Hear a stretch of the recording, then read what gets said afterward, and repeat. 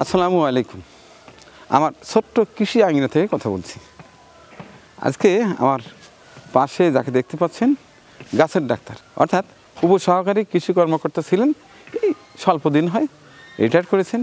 এখন ভাইয়ের হাতে যথেষ্ট সময় আছে। এর আগে ওই পাশটায় ঘাসের জমিতে যেদিন আমরা ঘাস লাগাই সেদিনও ভাই ছিল। তো আজকে নিয়ে আসছি মূলত আমার এখানে কৃষি আঙিনায় কিছু সবজি লাগিয়েছি। অনেকগুলো গাছ একটু অসুস্থ মনে হচ্ছে, ভাইয়াকে নিয়ে আসছে। ভাইয়া দেখে দেখে একটা প্রেসক্রিপশন করে দেবে, যেহেতু ভাইয়ার দীর্ঘদিনের অভিজ্ঞতা। তো ভাইয়া প্রথমেই সালাম জানাচ্ছি, আসসালামু আলাইকুম। ওয়ালাইকুম আসসালাম। কেমন আছেন ভাইজান? আলহামদুলিল্লাহ। আচ্ছা, তো আপনি তো গাছের ডাক্তার। এখন আমার এই যে করলা আছে, আমি দেশি করলা লাগিয়েছি। এই গাছটার আসলে কি সমস্যা, কিভাবে ট্রিটমেন্ট করতে পারি, যদি আপনি দেখে এখানে এই করলার জন্য একটা ওষুধ লিখে দিতেন। আমরা যেহেতু শীত আগত, এই যে এখানটায় যে পাতাটা দেখা যাচ্ছে, এই পাতাগুলো হলদে ভাব হয়ে একটা কোকড়ানো ভাব আমরা কিন্তু লক্ষ্য করছি। জি জি, এই যে দেখলে সবাই আমরা বুঝতে পারবো যে এই যে পাতাটা ওর স্বাভাবিক নেই, পাতাটা এভাবে ছড়ায় থাকবে। এই যে দুটো পাতা এখানে এখানে সমস্যা আছে। এই যে পাতাটা ও ছাতার মতো একটু হেলে গেছে। ও কিন্তু ইচ্ছাকৃত ভাবে এটা বাঁকা হয় নাই, অসুস্থ। অসুস্থ বিদায় এখানে কিছু মাকড়, যেটা আমরা অনেক সময় খালি চোখে দেখতে পারবো না, সাদা টাইপের এক ধরনের ছোট্ট মাকড় আছে, ওই নিচেটায় একটু রস চুষে খায়। ট্রিটমেন্ট করলে আশা করা যায় ভালো হয়ে যাবে। এই গাছটার এখন ট্রিটমেন্টটা যদি এখানে লিখে দিতেন। আচ্ছা ঠিক আছে। ভাটি মেক একটা ওষুধ আছে, ভাটি মেক। এই ওষুধটা আমরা স্প্রে করব। পোকা যেটা আছে এটাকেও কাজ করবে, সেই সাথে এর সবুজতা ফিরিয়ে আনতেও কাজ করবে ভাটি মেক। ওটা কিভাবে দিতে হয়, কতটুকু? এটা হলো এটা লিখে দিলে ভালো হয়। এটা আমরা দেব পার লিটার পানিতে, আমরা দেব হলো 2 থেকে 3 গ্রাম। 1 লিটার পানিতে 3 গ্রাম। সেটা আমি ওই পানির মধ্যে কিন্তু এই ওষুধটা একবারে ছেড়ে দেবো না, ছেড়ে দিলে ও অনেক সময় গোটা গোটা হয়ে থাকবে। আমি ওষুধটা আগে আলাদা পানিতে সুন্দর দ্রবণ করে নেব। আমার কতটা গাছ আছে, কত লিটার পানি লাগবে, ওই পরিমাণ ওষুধ আমি আলাদা আগে করে নিয়ে প্রয়োজনে আমি একটা স্বচ্ছ সাদা সুতি ন্যাকড়া দিয়ে ছেঁকে নেবো। গুটি গুটি ভাব থাকলে ওই মেশিনের নজলটা আটকে যায়, ঠিক মতো হবে না। একবারে ছেঁকে নিয়ে তারপরে, অর্থাৎ আপনি বলছেন এটা তো একটা পাউডার। হ্যাঁ হ্যাঁ, পাউডারটা আমরা স্বল্প পরিমাণ পানিতে ওকে একবার পেস্ট টাইপের বানাবো। হ্যাঁ জি জি জি, দরদরা করে। হ্যাঁ। তারপরে ওখান থেকে আমরা বড় বালতিতে হোক আর যেটাতে হোক পরিমাণ মতো পানি দিয়ে ওটা মিশ্র করব। সেক্ষেত্রে 3 গ্রাম 3 গ্রাম 1 লিটার পানি। হ্যাঁ 1 লিটার, অর্থাৎ 1 লিটার পানিতে 3 গ্রাম ওষুধ আমরা আগে পেস্টের মতো বানিয়ে নেব। ওই ওষুধটা যেন ভালো করে ফিনিশিং হয়। তারপর একটু পানি দিয়ে হালকা করে নিয়ে তাও আবার একটা কাপড় দিয়ে যদি ছেঁকে নিতে পারি তাহলে ভালো হয়। ভালো হয়। আচ্ছা ঠিক আছে। উত্তম। আর যেহেতু শীতের আগমন, ঠিক এই শীতের সময় এই যে লতা জাতীয় এই গাছগুলোর কিন্তু মূল শিকড় নিচের দিকে বেশি নেওয়া হয়, এইরকম সরে আমরা বুঝতে পারছি। এখানে আমরা কিছু খাবারও কিন্তু দেব। আর শীতের দিনে আমরা যেমন ছোট বাচ্চারা হোক আর বৃদ্ধ মানুষ হোক, গোসল করতে একটু কিন্তু কোনটা বোধ করে একটু ইতস্তত মনে হয়, আমরা সবচাইতে ভালো হয় আমি এইভাবে কিংবা ঝাঁঝরি দিয়ে গাছটা ভিজা দেবো, আরো উত্তম। গোসল করা দেব ওই আমরা। গোসল করার মতো ওই যে পানি শুয়ে পড়বে না, ও কিন্তু ওখান থেকেও নিবে, এখান থেকেও নিবে এই গাছটা। আর আমি সারের কতটা নেগে দিচ্ছি, অল্প পরিমাণ 50 গ্রাম করে সার দূর দিয়ে ফাইন করে আমি দেবো। সেটা ফসফেট, পটাশ, ইউরিয়া, তারপরে আমি জিঙ্ক দেব, যে খাবারটা অল্প লাগবে কিন্তু কাজে দেবে, এবং এই সময় ও সতেজ হয়ে উঠবে। তবে এই 3টে গাছের চাইতে এই গাছটার কিন্তু অবস্থা অপেক্ষাকৃত ভালো। এই যে পাতাগুলো খারাপ। হ্যাঁ হ্যাঁ, আর এইগুলোর একটা পাতাও কিন্তু এরকম নিচের দিকে এখনো হয় নাই। তবে আমার মনে হয় যদি এখনই ট্রিটমেন্ট না করি। হ্যাঁ, এখন এর সাথে আমি এটাও দিয়ে দেবো। তবে এখানে আমি আশাবাদী যে এই গাছগুলো কিন্তু শীত হলেও লতা বেশ দৌড়ানোর ভাব কিন্তু আমি একটু প্রতিটা ইয়াত কিন্তু ফল আছে। এটা হচ্ছে ঝিঙ্গা। হ্যাঁ ঝিঙ্গা, আর কিছু আমি খাবার দেবো এখন। খাবার দেবো। ওই যে এই গাছটা এর সাথে এই গাছটা দেখলে আমরা ভালো বুঝতে পারবো। এই যে এটাতে খাবার কম, হ্যাঁ, এইটা কিন্তু খাবার কম আছে। এটাতে কি রোগ বালাই আছে? হ্যাঁ, রোগ বালাই আছে। এই যে এই যে, ছত্রাকনাশক। এইটা হইলে কিটা প্রতিটা পাতা চাপ দিলে এখানে ছিদ্র হয়ে যাবে। বিশেষ করে নতুন পাতা যেগুলো গজাইছে ওগুলোকে আমি এইটা হইতে দেবো না। জি, একটা ছত্রাকনাশক আমি এখানে। এটা কি করলা যেটা দেবে সেটা? হ্যাঁ হ্যাঁ, দেওয়া যাবে। হ্যাঁ, সেটাই না? হ্যাঁ হ্যাঁ সেম। হ্যাঁ, সেম। তাহলে এখানে আমরা লিখলে আচ্ছা, সব আমরা লিখতেছি। তবে পরাগায়ন যখন ঘটে এই ফুল থেকে মৌমাছি আর একটা ফুলে না বসা পর্যন্ত পরাগায়নটা হবে না। এই তো এই এই সময় আমরা সতর্ক অবলম্বন করব। কীটনাশকটা সকালে দেবই না। এখন সুন্দর আগে। হ্যাঁ, ঠিক দিনের বেলা প্রজাপতি ঘুরুক আর যাই ঘুরুক ও কিন্তু তখন পরাগায়নটা ঘটাবে। আর আমি যদি দিনের একেবারে প্রথম ভাগে দিয়ে দিই সারাদিনে কিন্তু ধারে কাছে আসবে না। আর পরাগায়ন ঘটবে না মানে ফল আসবে না। এটা ট্রিটমেন্টটা ওই একই করলার মতো? হ্যাঁ, করলার মতো। Same। আর এখানেও এই খাবার একটু খাবার দিতে হবে। খাবার দিতে হবে।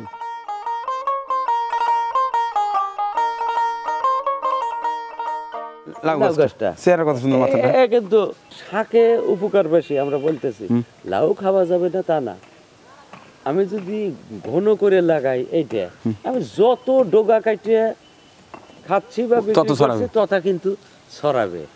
দেখা যায় যে ওই লাউয়ের চাইতে এর লাভটা বেশি হয় এবং মানুষ এখন এটা খাওয়া শিখে হ্যাঁ, গেছে। দেখবে বস্তা ধরে কিনে নিয়ে যায়। এই মাছটা কেমন হয়েছে ভাই? হ্যাঁ, মাছটা সুন্দর। এই যে পঞ্চিং করতেছে। হ্যাঁ, মাঝে মাঝে সব জিনিস দেওয়া হয়েছে যে এই লতা জাতীয় গাছের জন্য পারফেক্ট। কিন্তু আর দেখবেন আর যেটুকু দোল খাবে বরঞ্চ ভালো হবে, খারাপ হবে না, পারফেক্ট। যে এই পাশটা লাউ গাছটা অলরেডি মাছে উঠে গেছে।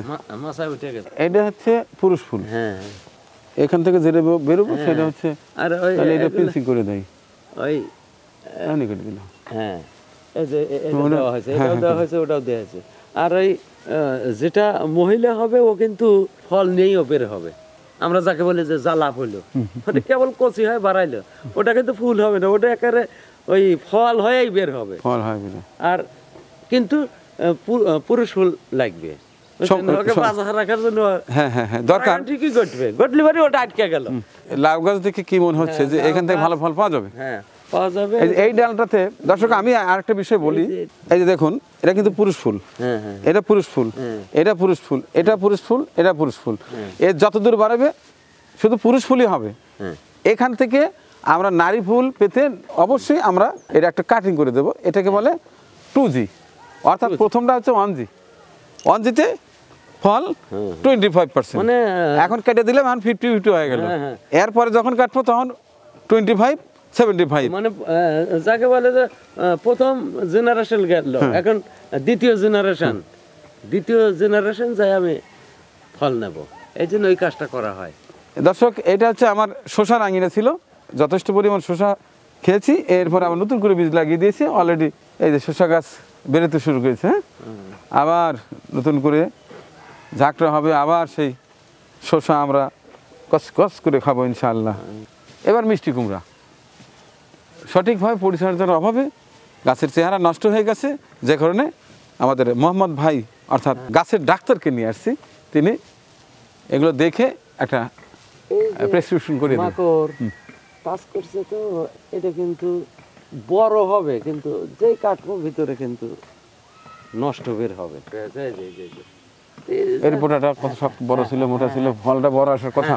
কথা কিন্তু তুলনামূলক ভাবে কিন্তু বাড়তে পারে না। আর যদিও বাড়ে ওই যে ভিতরটা কিন্তু আমি যখন কাটবো খাওয়ার জন্য সংগ্রহ করবো, খেতে পারবো না কিন্তু। তাইলে এখন আমরা এই মিষ্টি কুমড়া এর জন্য কি করতে পারি? দেখো মাশাআল্লাহ, মাশাআল্লাহ, আমাদের একটা মিষ্টি কুমড়া অলরেডি খাবার উপযোগী হয়ে গেছে। আর কয়দিন পরে উঠিয়ে নেব যদি কাঁচা খেতে চাই। এইটা নিয়ে একেবারে ডিম দিয়ে ভুনা করতে হবে শীতের দিন, খুবই মজা। গরুর গোস্ত খাবার চাইতে এইটা খাবে মানুষ। ডিম, হ্যাঁ, ডিম দিয়ে ভুনা একেবারে এটা সহ একেবারে। আর না হলে চিংড়ি মাছ খাওয়ার যদি অভ্যেস থাকে তাহলে একেবারে উপযুক্ত। আচ্ছা, তাইলে এই গাছের ট্রিটমেন্ট আমরা কি দেব? এখন ট্রিটমেন্টের আগে আমাদের করতে হবে এই পুরনো ডাল সব কেটে দিতে হবে। একেবারে তাও এত সতর্কতার সাথে একেবারে আমি ধারালো ব্লেড নিতে পারি, কেঁচি। চাকু নিতে পারি, কাছে নিতে পারি, নিয়ে ট্যাং ট্যাং করে এবং সুন্দর করে এক জায়গায় আমি একটা ব্যাগের মধ্যে কিন্তু রাখবো। ওটা ছড়ায় রাখবো না, না ছড়ায় দেবো ওটা না, নিয়ে একবার ফাঁকে ফেলা দেবো, পুরাই দেবো। একবারে নির্দিষ্ট ফাঁকে ফেলতে হবে। এগুলো কিন্তু সব কিন্তু ভাইরাস আক্রমণ করছে। এই যে ভাইরাস আক্রমণ করছে, এটা কিন্তু ছড়াবে। এই জাতীয় যে গাছেরই আক্রমণ হোক, আমি ডোগা কাটি আর যা কাটি এক জায়গায় নেবো, নিয়ে প্রয়োজনে পুঁতে ফেলবো দূরে কোথাও, নইন অথবা ব্যাবিস্টিন স্প্রে করতে হবে। এটা কিন্তু ওই যে পাতা কুকরানো যেখানে আছে সেগুলো তো কিন্তু আমি ওই ওষুধই দিতে পারবো, নইন। এবার গাছের ডাক্তার দেখবে আমার শিম গাছটার চেহারা মোটামুটি ভালো। এরপরেও আমরা পরবর্তীতে কি সেবা দিতে পারি? এটাকে সাদা পানি দিয়ে ক্লিয়ার করে ফেলাবো, পরে এখানে ওই ছত্রাকনাশক দেওয়া যাবে। আর প্রত্যেকটা গাছে যে সার আমি লিখে দেবো, অল্প সার প্রত্যেকটা গাছে দিতে হবে। এখন দিয়ে শেষ প্রধান কাজ হলে এখন এইটা, প্রধান কাজ এইটা। এখন বৃষ্টি কম হবে, অতএব এই লতা জাতীয় গাছগুলো এদের শিকড় ওই বললাম না যে গভীরে কম যায়, সরে যায়। সাইডে আমার কিন্তু মাটি নরম রাখতে হবে। আমরা এই সাইডে সতর্কতার সাহায্যে পরিষ্কার রাখবো। আর শেষ শেষ শেষ।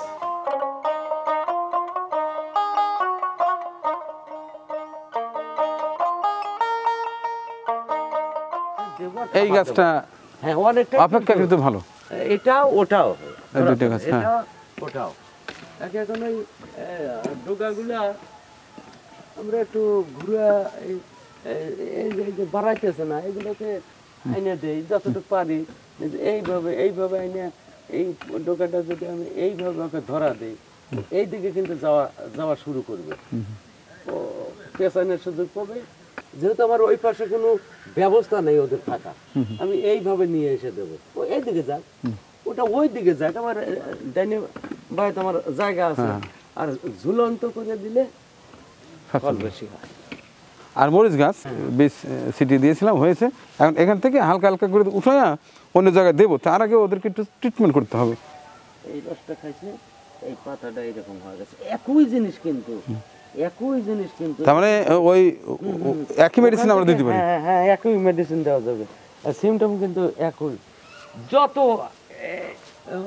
বড় ডাক্তার হওয়া লাগবে না, প্রত্যেকটা গাছের পাতা যখন স্টেট আছে, এরকম ছড়ায়া আছে, টান এরকম হয় নাই, ওরকম হয় নাই, ও গাছ সুস্থ আছে। খাবারের অভাব, লাল হয়ে যেতে পারে, হলুদ হতে পারে, টান টান থাকে, হ্যাঁ এরকম যে এখানে খাবারের অভাব। আর এইরকম হবে যখন ও রোগ ধরবে। হ্যাঁ রোগ, তার মানে ওই যে নিচে যে পোকাটা দেখালাম, এই দুটো কিন্তু বাঁচানো যাবে না। এই দুটো গাছ পরিচয়কে বলে দিবেন যে এই দুটো তুলে তুই আল্লাহর বাতাসে দেখছো, এই যে জায়গায় প্রমাণ ফেলে দিতে হবে। এই যে আক্রমণ হয়েছে দেখো, একের লাইনে লাইনে লাইনে একের চারটে গাছে কিন্তু ওই সিস্টেম চলে আসে। এ কিন্তু ফল দেবে না, কিন্তু বরঞ্চ রোগ ছড়াবে।